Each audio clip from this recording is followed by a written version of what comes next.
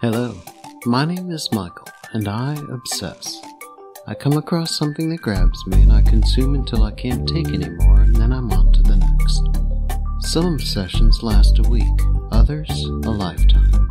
It is my intention to explore these obsessions with you as they occur while the passion is hot. Welcome to Eclectic Obsessions.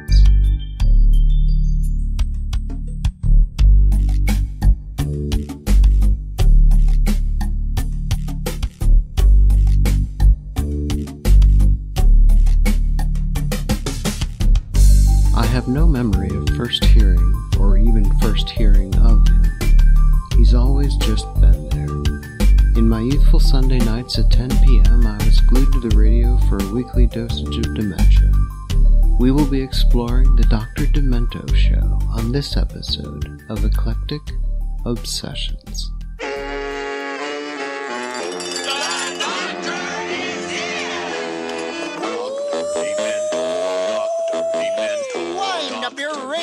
Westwood One presents the Dr. Demento Show.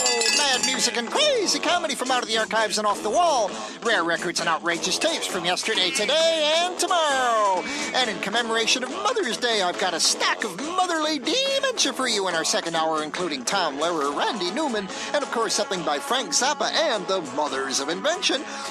And also entertaining us this week, Hudson and Landry, the Fugs, Weird Al Yankovic, Gilda Radner, Emo Phillips, the Bonzo Dog Duda Band, and many more maestros of mirth. And of course, we'll climax with the Funny Five. Okay, the flag is up. We're off to Camelot with Monty Python. Barrett Eugene Barry Hansen, born on April 2, 1941, better known as Dr. Demento, is an American radio broadcaster and record collector. Specializing in novelty songs, comedy, and strange or unusual recordings dating from the early days of phonograph records to the present. Hansen created the Dr. Demento persona in 1970 while working at Los Angeles station KPPC-FM. He played Transfusion by Nervous Norvus on the radio, and the DJ The Obscene Stephen Clean said that Hansen had to be demented to play it, and the name stuck. His weekly show went into syndication in 1974 and was syndicated by the Westwood One radio network from 1978 through 1992. Broadcast syndication of the show ended on June 6, 2010, but the show continues to be produced weekly in an online version. Hansen has a degree in ethnomusicology and has written magazine articles and liner notes on recording artists outside of the novelty genre. He is credited with introducing new generations of listeners to artists of the early and middle 20th century whom they might not have otherwise discovered, such as Harry McClintock, Spike Jones, Benny Bell, Yogi Jorgensen, Stan Freberg, and Tom Lehrer, as well as bringing parodist Weird Al Yankovic to national attention. Hansen was born in Minneapolis, Minnesota, the son of an amateur pianist. He claims to have started his vast record collection as early as age 12 when he found that a local thrift store had thousands of old 78 RPM records for sale at 5 cents each. He attended Reed College in Portland, Oregon, where he was promoted to program director of KRRC in 1960 and general manager in 1961. He graduated in 1963 and later studied at UCLA, from which he earned a master's degree in folklore and ethnomusicology. After earning his master's degree, he lived for 2 years in a big house on a hill in Topanga Canyon with members of the rock band Spirit.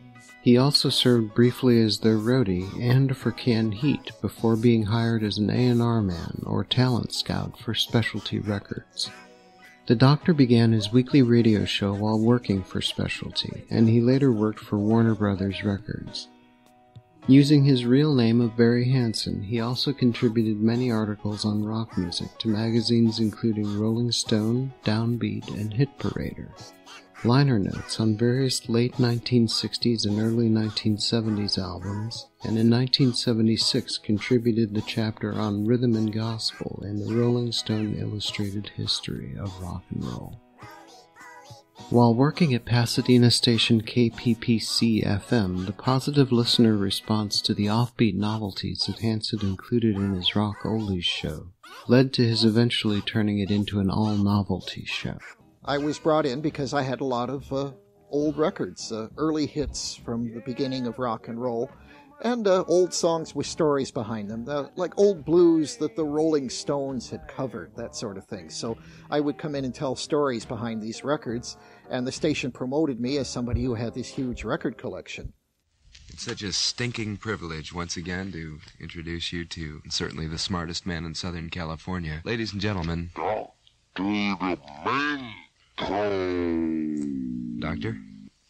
What I'm really here to do is just do what may be the most demented thing of all, is to just turn all the people of Los Angeles, and I hope America, on to a wider experience in this thing called music, and a realization that the world of music does not necessarily stop with what you hear on most of the other radio stations in this city, and just a wish to take beautiful advantage of a very beautiful radio station, which is perhaps one of the very few. And I brought in a few funny records like Transfusion, because they had interesting stories behind them in many cases. And I quickly found that those were the ones that got requested the most. I had no idea at that time that I'd even be on the next week, never mind 30 years from then. After doing 3 months of weekly guest appearances, the phones were pretty much ringing off the wall when I was on, so they decided to give me my own program on Sunday nights, and it would be called The Dr. Demento Show.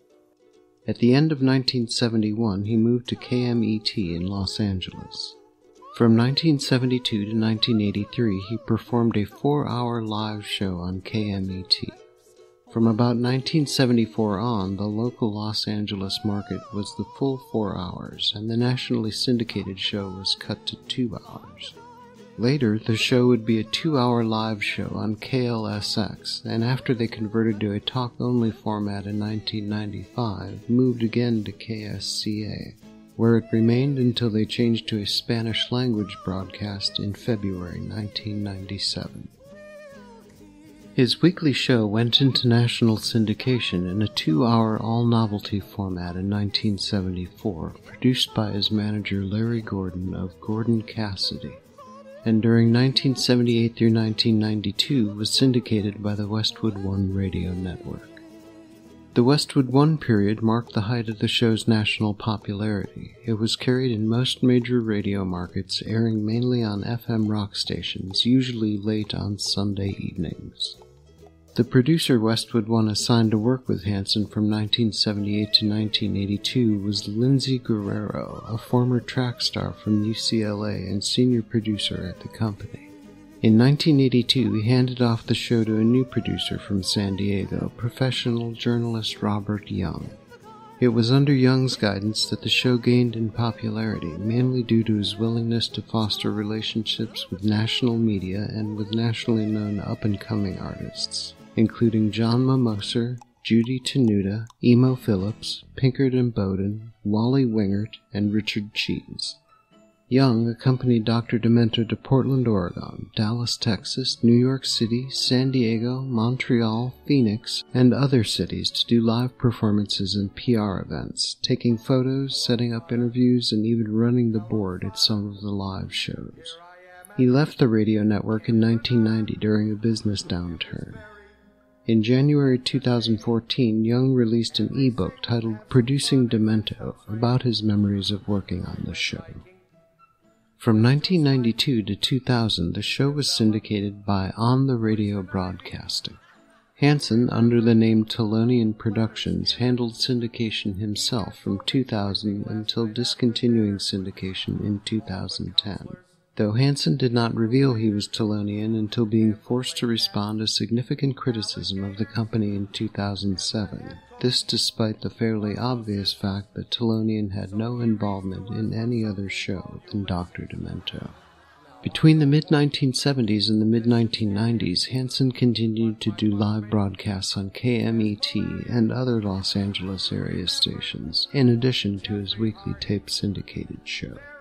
He also made occasional television appearances on such shows as Late Night with David Letterman, The Gong Show on the 1988-89 revival, Bobby's World, The Simpsons, and in the Barnes & Barnes music video for Fish Heads. The syndicated radio show normally started with an hour of randomly chosen records and listener requests. The second hour was mostly devoted to a specific theme, cars, sports, pets, etc., with a final segment taken up by the Funny Five, a countdown of the most requested songs of the week. And now, Dimensions and Dementos, what time is it? It's Funny Five time!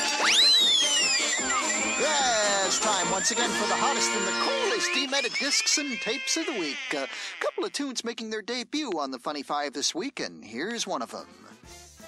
There were also shows devoted to holidays and seasonal events, with the most important being the Halloween and Christmas shows. Hansen produced multiple Christmas shows during the holiday season, consisting solely of novelty Christmas music, because of the large number of novelty records these holidays have inspired. The final radio episode each year was the Funny 25, a countdown of the 25 most requested novelty songs that year. For most of the syndicated show's history, Hansen produced 52 original weekly shows every year, and repeat broadcasts were rare. The program's opening theme is an instrumental version of Pico and Sepulveda, recorded for the show by the Roto-Rooter Good Time Christmas Band. Hansen's opening line, "Wind Up Your Radios," refers to the rare 78 RPM novelty records from the days of wind-up photographs. The closing theme is "Cheerio, Cherry Lips, Cheerio," a 1929 vocal by Scrappy Lambert, recording under the name Gordon Wallace, which Hansen tells listeners he discovered in a thrift shop. The Doctor closes each show with "Stay Demented." The Dr. Demento Show is a weekly presentation of the Westwood One Radio Network. Executive producer Norm Pattis. Take good care of yourself, don't drink and drive, and don't forget to stay demented. Starting in the late 1980s, the show began to lose affiliates, a victim of media consolidation and other changes in the radio industry that were pushing many alternative rock stations and individualistic broadcasters off the air. In 1992, Westwood One dropped the show, which was immediately picked up by another syndicator, On the Radio Broadcasting. In 2000, Hansen formed Thelonian Productions to syndicate the show himself. According to Hansen, the show steadily lost advertisers, and as such, he had to restructure the distribution of the show. He stated in October 2007 that unless the show's financial situation changes soon, I will be unable to continue much longer. After approximately 2.5 years and no significant change in the show's financial situation, the Dr. Demento official website announced that on June 6, 2010, that the show aired that weekend would be the final broadcast in the terrestrial radio version. However, new episodes of the online streaming version would still continue to be produced for the foreseeable future, with new episodes posted every Saturday. Beginning in approximately 2006, the Dr. Demento Show began offering pay-per-show audio streaming at the show's official website. Large archives from 1992 to the present, as well as a few select archives from the early 1970s, are available, but most of the syndicated programs from 1978 through 1992 are not, because the broadcast rights are currently in limbo. Some live local shows which aired in Los Angeles from this period were also added. The online show follows a format similar to that of the terrestrial show. No longer being limited by a radio time slot or commercial breaks, the show usually exceeds 2 hours and may include bonus tracks at the end of the show.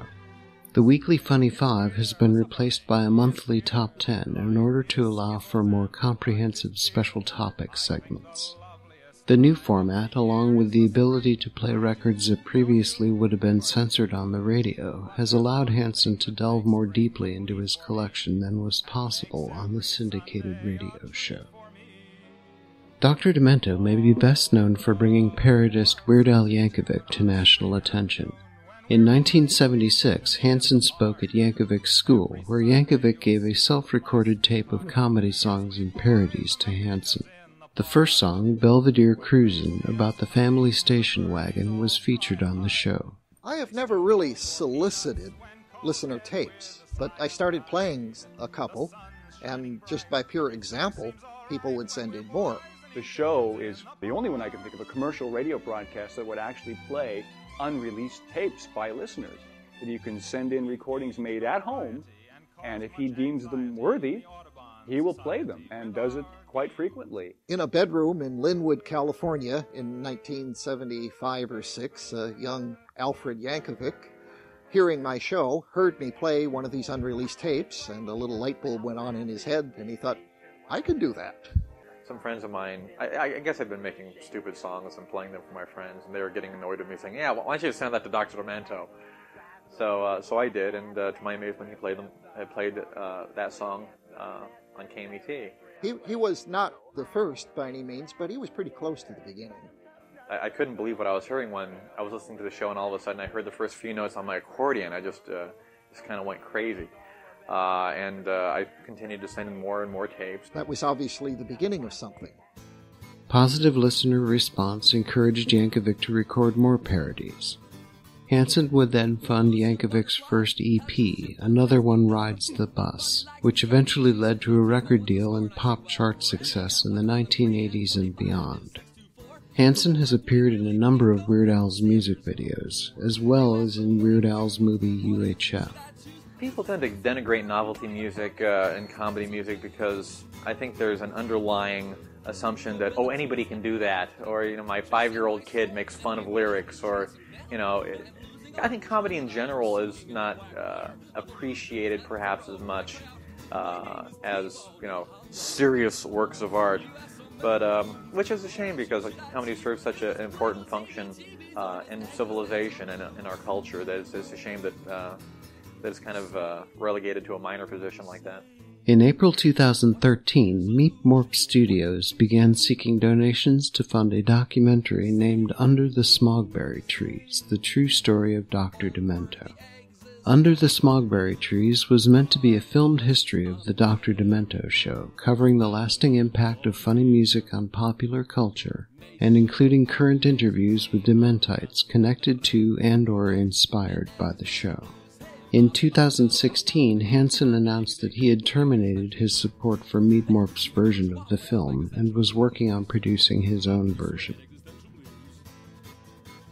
Other artists who attained widespread exposure after getting exposure on the Dr. Demento show include Barnes & Barnes, Ogden Edsel, Larry Wildman Fisher, Larry Croce, and Elmo and Patsy. The show helped revive and maintain interest in novelty hits from the 1950s and 60s that received scant airplay on mainstream pop oldies radio stations, including Alley-Oop by the Hollywood Argyles, The Ballad of Irving by Frank Gallup, The Battle of Cucamonga by Homer and Jethro, Monster Mash by Bobby Boris Pickett, Hello Mutta Hello Fada, A Letter from Camp by Alan Sherman, I Want My Baby Back by Jimmy Cross, and They're Coming to Take Me Away, Haha, by Napoleon XIV. Hansen also revived interest in the double entendre songs of 1940s Borscht Belt comedian Benny Bell, especially Bell's signature tune Shaving Cream. He introduced a new generation to the manic big band parodies of Spike Jones, the musical black humor of Tom Lehrer, and the many novelty records recorded by satirist Stan Freberg in the 1950s. The work of another frequently featured artist is Frank Zappa, whom Hansen cited as a major influence on the show, and who appeared several times as a guest. The tribute show following Zappa's 1993 death was the first time the entire 2-hour show was devoted to a single artist. Another of the show's highlights occurred in the late 1980s when the satire-parody improv hard rock trio Spinal Tap came in for a visit. Other notable guests were Screamin' Jay Hawkins and Mel Brooks. The Demento Society released members-only demo compilations titled Dr. Demento's Basement Tapes yearly from 1991 to 2008. In 2013, Meatmorp Studios put out a box set of all 17 of Dr. Demento's Basement tapes to date. The box set was limited to just 50 copies, available only by donating to the Kickstarter campaign for Under the Smogberry Trees, the Dr. Demento documentary. Each box was hand-signed and numbered by Dr. Demento himself.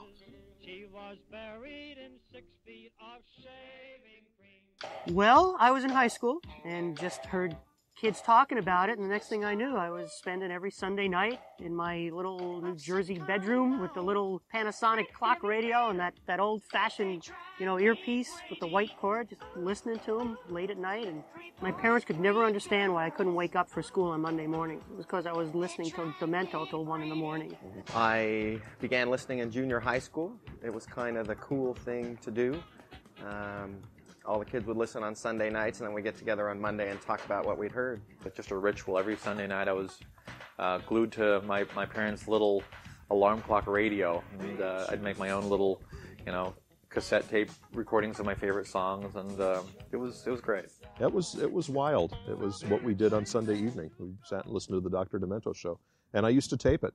I had several reel-to-reel tapes from those years, 71, 72, even 73. I heard some talk about around school that there's some guy playing funny records on the radio. Then one Sunday I turned it on, and out came Cocktails for Two. That overlooks the avenue. I've been listening to Barry forever. In fact, that's the reason I came to California. I could have gone a few different places to grad school and decided to come out here because I knew that somewhere out here was Dr. Demento. A friend of mine in junior high told me about the show because I had forced him to listen to some Spike Jones recordings on an LP that I had. And he said, hey, you should check out this radio show called Dr. Demento because he plays lots of Spike Jones records. And the first time I listened to it for about 15 minutes, and then I turned it off. I wish I could remember what song it was, because I can't, but all I remember is that it embarrassed me, whatever it was, and I turned off the radio. And then, like, a few minutes later, curiosity got the better of me, and I turned it back on, and it was, like, on ever since. About a month later, I listened to it again, and I listened to the whole 4-hour show, and that was it. I was hooked. And then I went away to school in Santa Barbara, and found, much to my amazement and delight, that I could still pick up KMET in Santa Barbara. And Sunday night at Top 10 time, we'd all gather in one of the rooms and with our backs against the walls and just like look into the center of the room and watch the radio and listen to Top 10 time, listen to, like, Spam was really popular then. And it was just really fun. It's been a really fun part of my life. In high school, I would listen to Dr. Demento on the Loop in Chicago. And became a fan and knew a lot of the songs, Fish Heads and Dead Puppies, and a lot of the stuff that was the staple in the early years, and just got to be a big fan and knew it was a great place if you've got an offbeat song to get played. The Dr. Demento show was definitely a time and place for me. My early teens, to be precise. We grew apart as the years progressed, but I would check in from time to time. I did not follow into his second round of syndication or his online show, but my memories never faded. I have stayed demented with him for years.